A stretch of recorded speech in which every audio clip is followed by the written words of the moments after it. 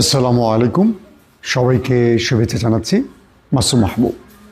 প্রিয় দর্শক, যে নরেন্দ্র মোদী বাংলাদেশকে উত্তাল করার চেষ্টা করেছেন, বাংলাদেশকে অকার্যকর করার চেষ্টা করেছেন, বাংলাদেশকে ব্যর্থ করার চেষ্টা করেছেন, সেই নরেন্দ্র মোদী এবার চাপের মধ্যে রয়েছেন। সেই নরেন্দ্র মোদীকে এবার চোর সম্বোধন করা হয়েছে পার্লামেন্টে। যে শুভেন্দু অধিকারী বাংলাদেশের হাই কমিশনে আক্রমণ করিয়েছিলেন, বাংলাদেশে পণ্য রপ্তানিতে বাধা সৃষ্টি করেছেন, বাংলাদেশকে না খাইয়ে মারবেন, সেই শুভেন্দু অধিকারীকে এবার জুতা পেটা করা হয়েছে। শাস্তি পেতে শুরু করেছে ভারতের সেই সব ব্যক্তিরা যারা বাংলাদেশকে ব্যর্থ করার এক নীল নকশা এঁকেছিলেন। দর্শক, পাশাপাশি ভারতের জন্য আরও বড় বড় খবর আসতে শুরু করেছে। চলুন সেই খবরগুলো একটা একটা দেব আপনাদের। প্রিয় দর্শক, ওপারের দিদির পাশেই থাকা শুভেন্দু অধিকারী, অর্থাৎ তৃণমূল কংগ্রেসের সেই শুভেন্দু অধিকারী এখন বিজেপি নেতা। তিনি চেষ্টা করেছিলেন পশ্চিমবাংলায় কী করে বিজেপিকে শক্তিশালী করা যায়, মানে তিনি মুখ্যমন্ত্রী হতে পারেন মমতাকে হটিয়ে। তাই তিনি যখন বাংলাদেশের শেখ হাসিনার পতন হলো, পতিত স্বৈরাচারের পক্ষ নিলেন এমনভাবে প্রকাশ্য উলঙ্গভাবে পুরো পৃথিবী যে বিষয়টিকে গ্রহণ করতে পারেনি। যখন একটা রাষ্ট্রের সাথে আরেকটা রাষ্ট্রের যত শত্রুতাই থাকুক, পররাষ্ট্রনীতি বা কূটনীতির কিছু বিষয় থাকে, ভাষা থাকে, বা কিছু শিষ্টাচার থাকে, যেগুলো একটাও তিনি অবলম্বন করেননি, বরং সেগুলোকে তিনি অবজ্ঞা করেছিলেন। আমাদের আগরতলায় বাংলাদেশের উপ হাইকমিশনে যে অ্যাটাক করা হলো, ভাঙচুর করা হলো, বাংলাদেশের পতাকা পোড়ানো হলো, এটার পেছনে এই শুভেন্দু অধিকারী ছিলেন। তিনি ঘোষণা দিয়েছিলেন বাংলাদেশে আলু রপ্তানি বন্ধ হবে, পেঁয়াজ রপ্তানি বন্ধ হবে, বাংলাদেশে মুসলমানদের চিকিৎসা দেয়া বন্ধ হবে। কি হলো এর পরবর্তীতে? ভারতে, মানে পশ্চিমবঙ্গে বিশেষ করে হোটেল ব্যবসায় ধস নেমেছে। নিউ মার্কেট প্রায় অচল হয়ে পড়েছে। যারা পণ্য বিক্রেতা, সেটা পোশাক হোক বা অন্যান্য জিনিস হোক, তারা ব্যবসার হাত গুটিয়ে নিচ্ছে, কারণ বাংলাদেশিরা এখন ভারতে যাচ্ছে না, প্রায় ভিসা বন্ধই বলা চলে। এই পরিস্থিতিতে শুভেন্দু অধিকারী ঘোলা জলে যে মাছ শিকারের চেষ্টাটা করেছিলেন, তিনি পুরোপুরি ব্যর্থ হলেন। কেবল শুভেন্দু অধিকারী নন, তার দাদা, তার বিগ বস নরেন্দ্র মোদীও বড় রকম চপেটাঘাত খেলেন এ যাত্রায়। আগে শুভেন্দু অধিকারীর বিষয়টি আমরা ক্লিয়ার করি। ভারতের এই মুহূর্তে অন্যতম গণমাধ্যম যারা বাংলাদেশের বিরুদ্ধে সবচেয়ে বেশি প্রচার করে, অন্যতম মানি না যে জনপ্রিয়, অর্থাৎ বাংলাদেশের বিরুদ্ধে যে গণমাধ্যমটি সবচেয়ে বেশি মিথ্যাচার করছে, প্রোপাগান্ডা ছড়াচ্ছে, রিপাবলিক বাংলা। সেই রিপাবলিক বাংলার hawker news presenter, comedian, cartoon, সে ময়ূখ, তার অবস্থা কি হলো দেখেন। ভারতের মহারাষ্ট্র থেকে শুরু করে বিভিন্ন জায়গায় বিক্ষোভ হয়েছে। বলা হচ্ছে যে বাংলাদেশে এই আলু পেঁয়াজ রপ্তানিতে বাধা দেওয়ার কারণে কৃষকরা যে আলু এবং পেঁয়াজ উৎপাদন করেছে, এগুলো এখন রাস্তায় নষ্ট হয়ে যাচ্ছে। অর্থাৎ তারা যে আলু পেঁয়াজ উৎপাদন করেছেন, ধরেন পার কেজিতে, একটা উদাহরণ দিয়ে বোঝাবার জন্য বলছি, পার কেজি পেঁয়াজের দাম হবে 20 টাকা, কিন্তু বাংলাদেশে রপ্তানি বন্ধ, তো এগুলো ভারতের মানুষ 15 টাকার বেশি কিনবে না, বা 20 টাকার পেঁয়াজ বা আলুটা 10 টাকার বেশি কিনছে না, কারণ উৎপাদন বেশি কিন্তু রপ্তানি তো বন্ধ। এই যাত্রায় কি হলো? কৃষক 1 কেজি উৎপাদন করলো যে মূল্যে, বাজারে নিয়ে দেখে তার অর্ধেক মূল্য চলে এসছে সেই পণ্যের। কি করবে এখন? তো এইভাবে একটা বড় রকম বিপদে পড়ে গেছে এখন কৃষকরা। আর সেই কৃষকরা এবার রাস্তায় নেমে বিক্ষোভ করলো, এবং সেই কৃষকরা শুধু রাস্তায় নামলো না, ময়ূখ সেই কমেডিয়ানের বাড়ি ঘেরাও করলো, বলল, ময়ূখ তুমি আমাদের আলু কেনো, আমাদের পেঁয়াজ কেনো, কারণ তোমার জন্যই এই পণ্যগুলো আমাদের বাংলাদেশে রপ্তানির সুযোগ থাকলেও সেটা বন্ধ করা হয়েছে, এবার তুমি এগুলো কেনো। ময়ূখ নিজের বাড়িতেও থাকতে পারছে না, পালিয়ে গেছেন গোপনে।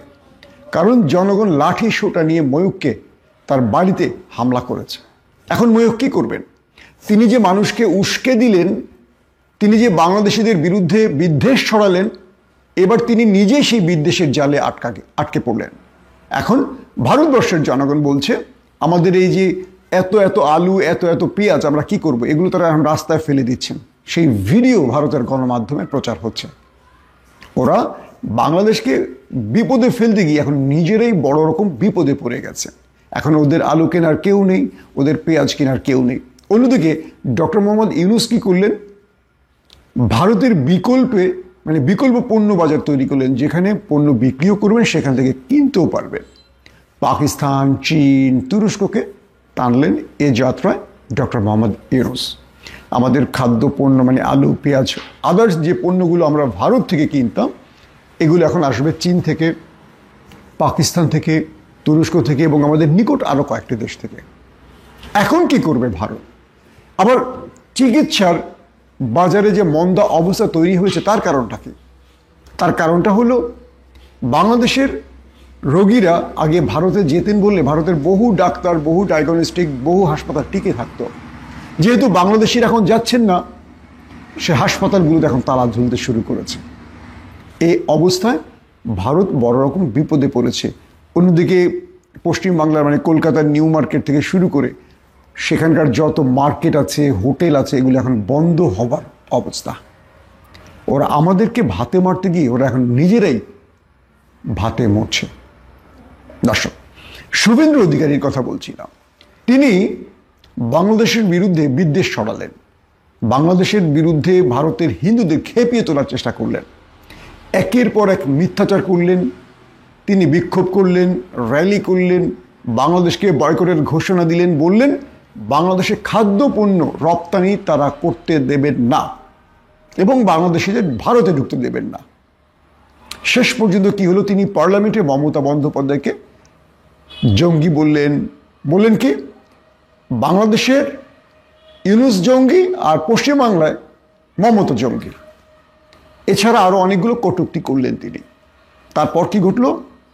সেই পার্লামেন্ট থেকে বেরিয়ে তিনি যখন পথসভা করলেন, ভারতের জনগণ শুভেন্দুকে গণধোলাই দিলেন, জুতা পেটা করলেন। সেই ছবি ভারতের গণমাধ্যমের সূত্র ধরে পুরো পৃথিবীতে ভাইরাল হয়ে গেল। শুভেন্দু তিনি যে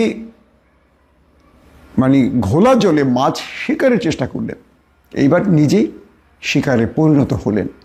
জনগণ তাকে পথে পেয়ে বললেন, তুমি এপার বাংলা ওপার বাংলাকে যে বিদ্বেষের মধ্যে এনেছো, মানুষের ভ্রাতৃত্বকে ধ্বংস করেছ, তোমাকে আমরা বয়কট করছি। ভারতবর্ষের জনগণ বললেন, তোমাদের জন্য আমরা এখন পথে পড়ে যাচ্ছি। তোমার এই বিদ্বেষপূর্ণ আচরণ, বক্তব্য দুটো দেশের সম্পর্ককে নষ্ট করে দিয়েছে।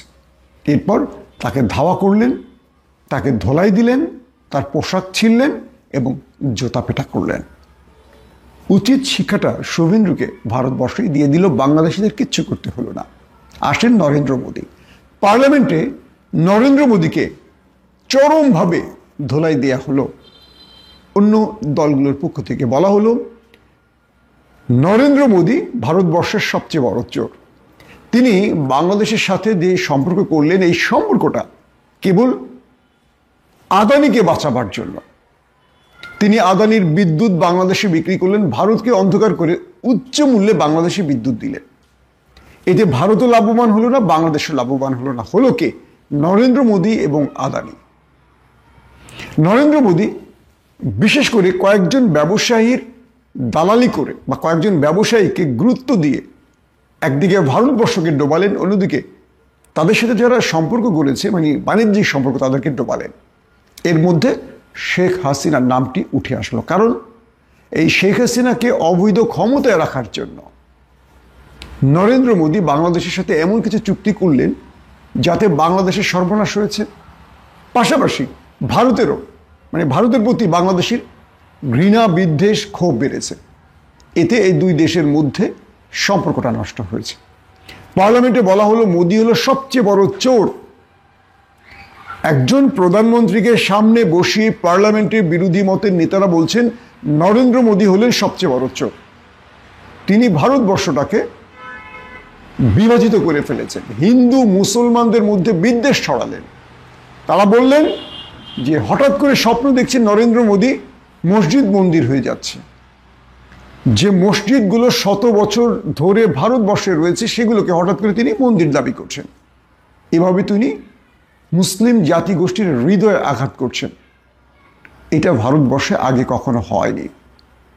এই ভারতবর্ষে দীর্ঘদিন, যুগের পর যুগ, শতাব্দী ধরে এই দুটো জাতি হিন্দু মুসলিমরা একসঙ্গে চলেছে, কিন্তু এখন মনে হচ্ছে ভারতবর্ষের মুসলমানরা সবচেয়ে বড় অপরাধী। আর এই কাজটি করেছে কে?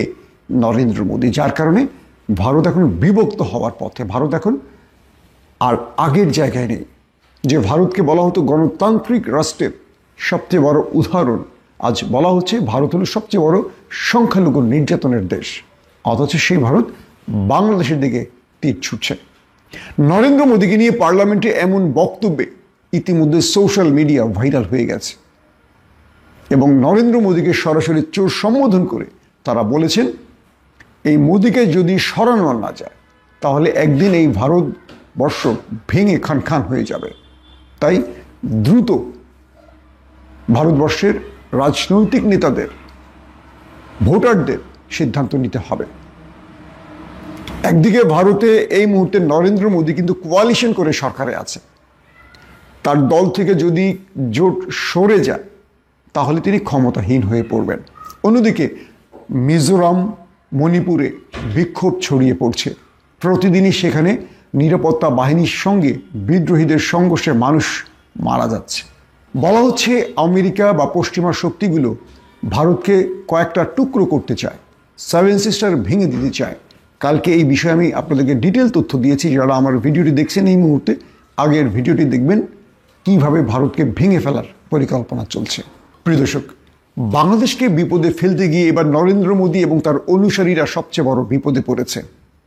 আমরা বলতে পারি ডক্টর মোহাম্মদ ইউনূসের অসাধারণ রাজনৈতিক প্রজ্ঞার খেলায় বড় রকম ধরা খেয়ে গেলেন নরেন্দ্র মোদী।